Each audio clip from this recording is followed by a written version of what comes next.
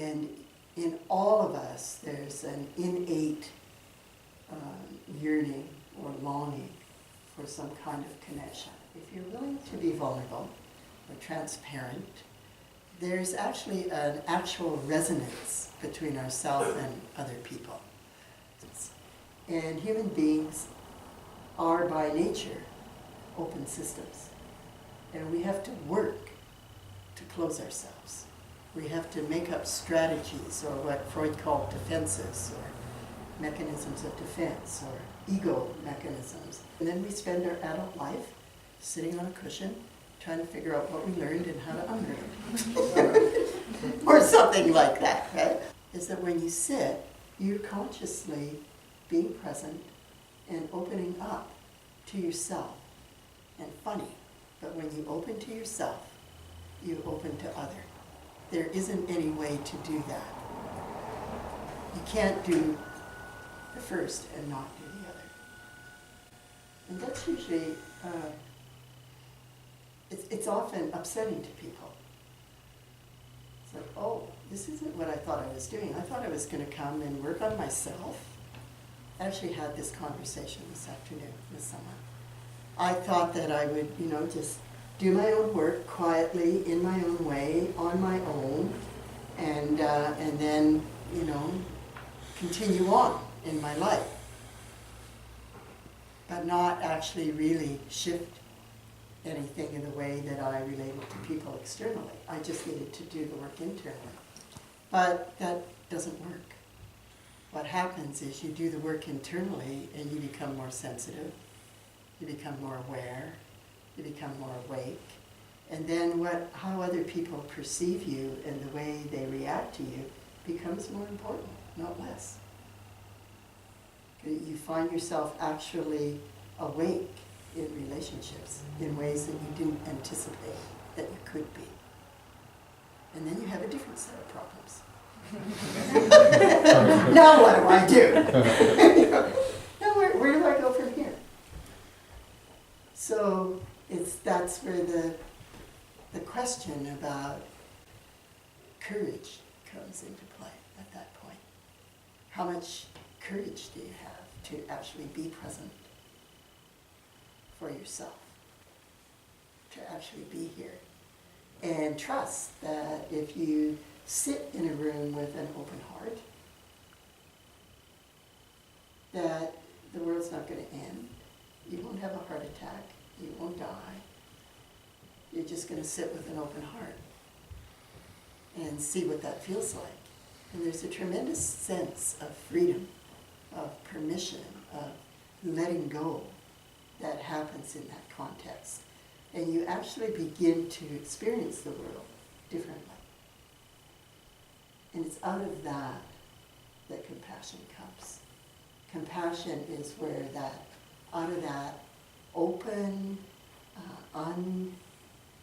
unfabricated or unmitigated open heart, there's a quality of vastness or a quality of, I want to say spaciousness, but it's sometimes it feels more like emptiness, and that's actually one of the Buddhist words that we use to describe it, is emptiness.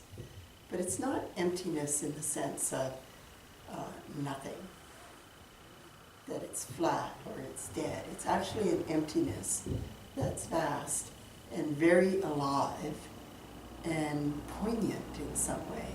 So sometimes Chogyam Trungpa talked about it as desolate, or he talked about a heart of disappointment.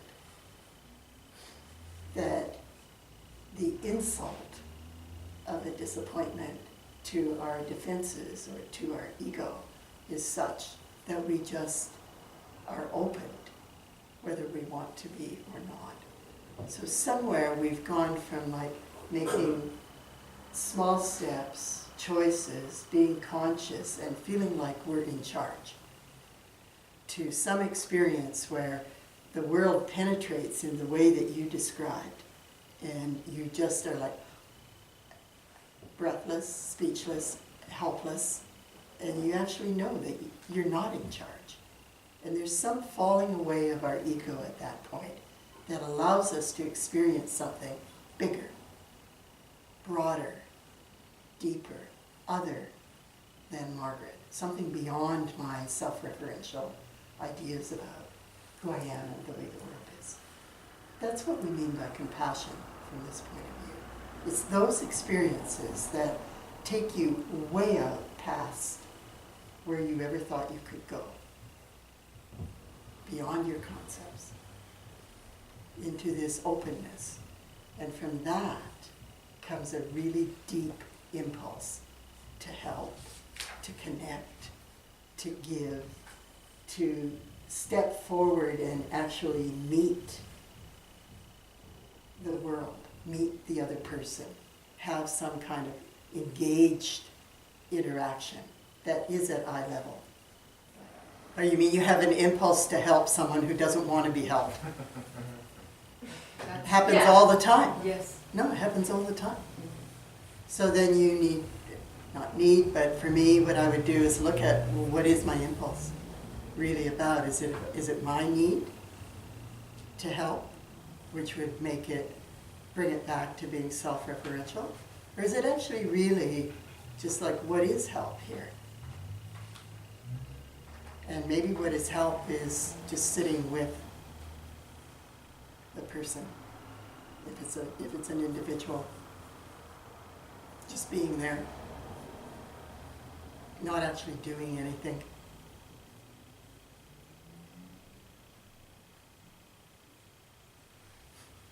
And often that's harder to do, to just be present for someone when we can see that they're hurting themselves or they're, it's obvious to us, we think, you know, what might be helpful, and they're not going there. So it's a really, I think, a really fine kind of discernment when we start to talk about what the path is around compassion.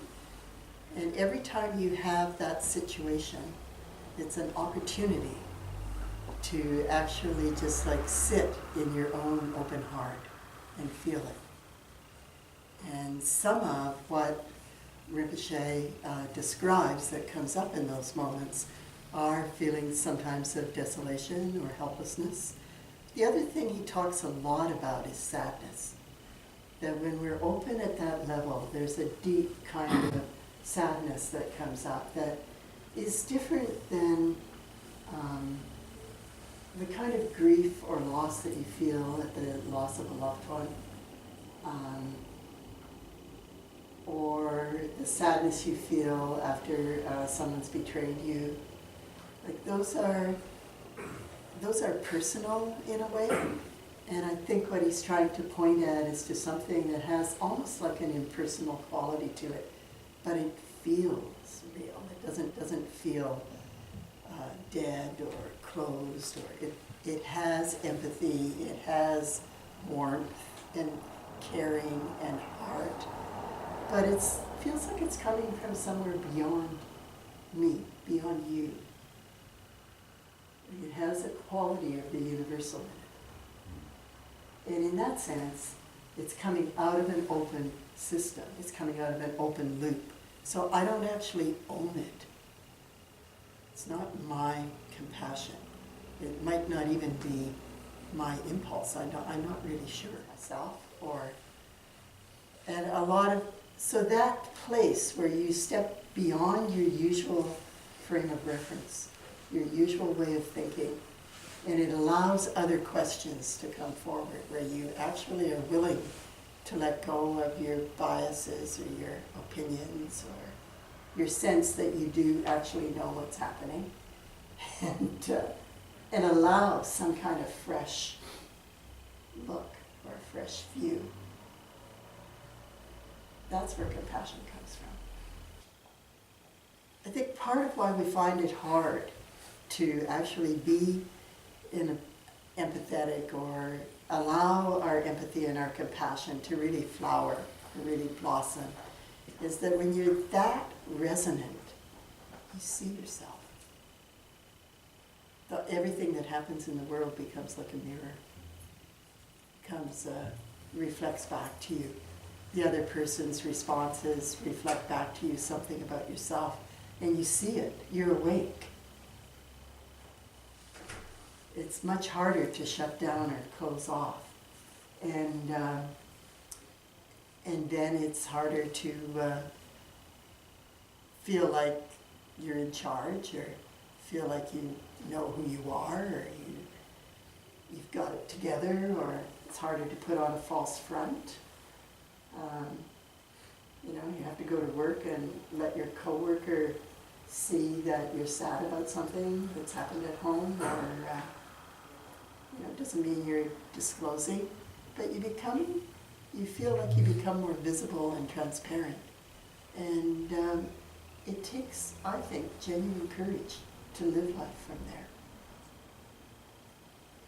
So a lot of our pulling back or figuring out what's the right approach in this moment with this person, the strategizing that I know John talked about earlier in his meditation instruction. A lot of those strategies are just simply that. They're ways to help us manage our fear.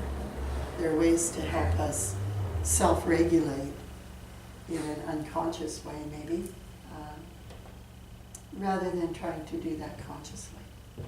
And your meditation practice will, I guarantee you, if you practice it in an ongoing way, undermine that.